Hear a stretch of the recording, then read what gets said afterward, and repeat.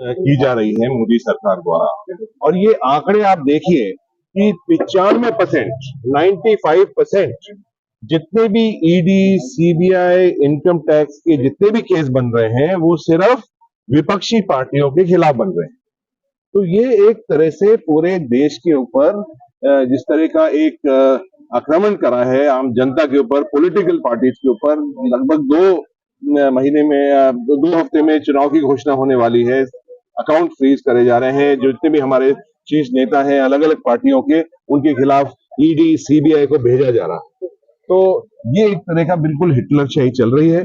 और यहाँ तक कि यूथ कांग्रेस के भी अकाउंट फ्रीज कर दिए गए हैं। और सबसे बड़ी बात है, आज अकाउंट फ्रीज होने चाहिए तो भारतीय जनता पार्टी के होने चाहिए, जिसने लगभग 65,000 करोड़ रुपए इन कुछ सालों के अंदर, जब से इनका राज आया है, इलेक्ट्रल बॉन्ड्स के तहत इनने पैसे ले लिए हैं।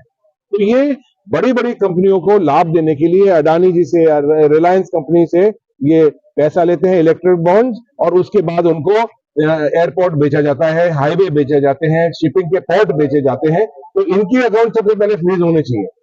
ऐसा तो नहीं कि जैसे अभी उमाकांत साहब ने अभियान चला रखा था अकाउंट के कैंपेनिंग का, तो उसको लेकर भी कांग्रेस के अकाउंट में ज्यादा पैसे आ रहे थे इसको रोकने के लिए। देखिए, हमारे पास कांग्रेस पार्टी के पास तो जो पार्टी के कार्यकर्ता हैं, जो उसके साथ पार्टी के साथ जुड़े हुए हैं, आम आदमी है, गरीब आदमी है, बेरोजगार युवा है, कोई 5 रुपए देता है, कोई 100 रुपए देता है। हमारे पास तो आम जनता के पैसे आ रहे हैं। इनकी जो फंडिंग हो रही है वो हो रही है बड़ी बड़ी कंपनियों से, जो एक तरह से बहुत बड़े माफिया बने हुए हैं, पूरे देश को खरीद रहे हैं, उनकी फंडिंग होती है।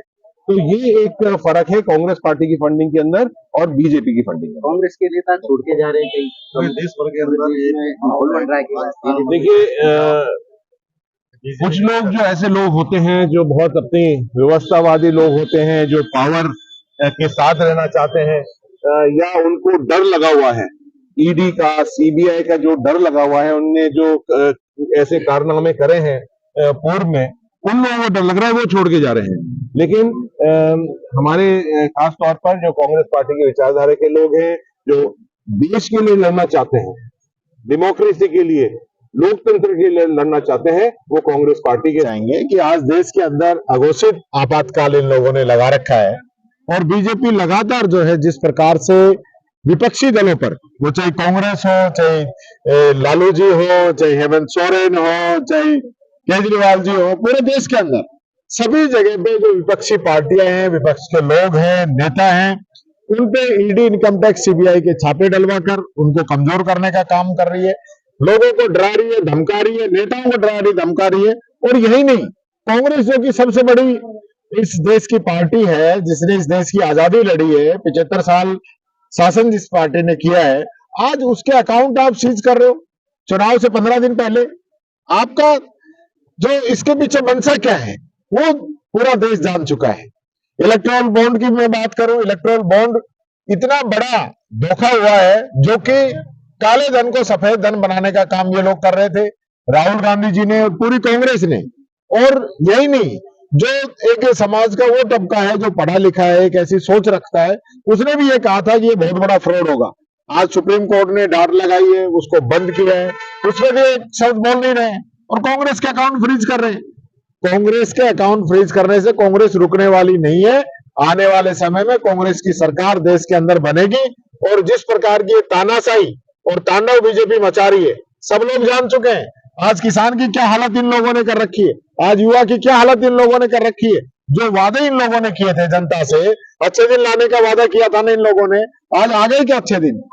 2 करोड़ युवाओं को रोजगार देंगे, 15 लाख खाते में डालेंगे, 100 दिन में काला धन लेके आएंगे, किसान की आमदनी दुगनी करेंगे। जनता क्यों नहीं समझ रही? जनता समझ चुकी है, जनता समझ चुकी है। कोई नहीं चुन रही है, कोई नहीं चुन रही है। ये नहीं चुन रही, इसलिए तो इस प्रकार के हथकंडे अपना रहे हैं।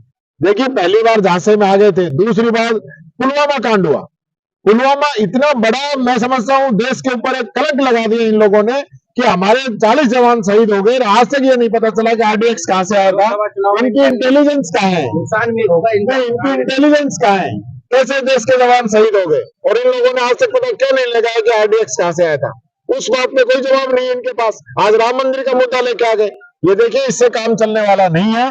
देश की जनता जान चुकी है जो वादे इन लोगों ने किए, आज वो कहीं भी एक भी इन लोगों ने पूरे नहीं किए। आने वाला समय बताएगा। आज ये डरे हुए हैं, इसलिए कांग्रेस के नेताओं को बीजेपी में ज्वाइन करा रहे हैं, इसलिए विपक्षी पार्टियों को डरा रहे हैं। अगर इनका डर नहीं है और 400 पार की बात कर रहे हैं तो क्यों ऐसा कर रहे हैं?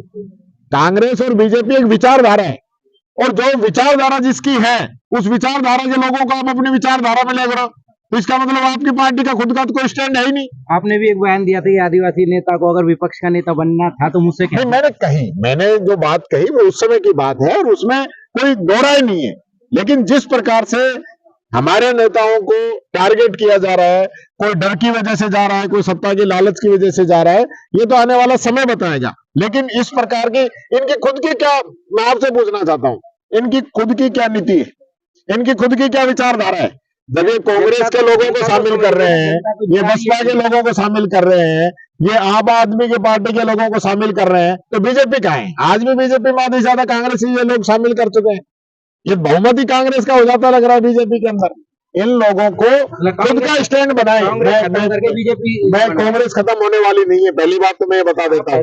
नेता जा सकते हैं, नेता जा सकते हैं, इस देश की जनता, इस देश के कांग्रेस के कार्यकर्ता वो टूटने वाला नहीं है। और कांग्रेस की विचारधारा, मैंने अपने राज्यपाल के अभिभाषण के अंदर भी कहा था, महात्मा गांधी जी की जो विचारधारा है उसको कांग्रेस अपना रही है, और जो गोडसे की विचारधारा है उसको बीजेपी अपना रही है। ये लोग मुंह में राम और बगल में छुरी रखने वाले लोग हैं। आज पूरा देश